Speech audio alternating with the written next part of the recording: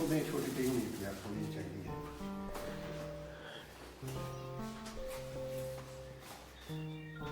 इस बंदे की बच्चे की टांग टूट गई थी, हमने इसे फिक्सेटर लगाया वो वाला, थोड़ा जो 2 महीने लगा रहा।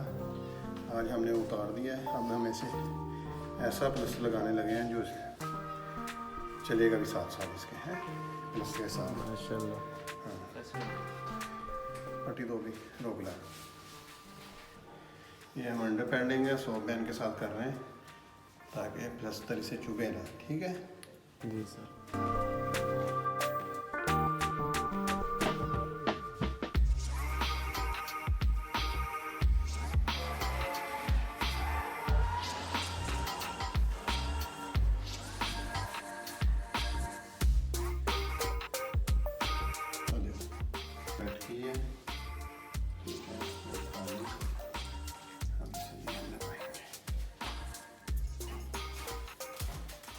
हम लगा रहे हैं फ्रैक्चर टिबिया के लिए है। फ्रैक्चर टिबिया जो घुटने से नीचे हड्डी टूट जाए जी, तो उसमें ये प्लास्टर लगाते हैं।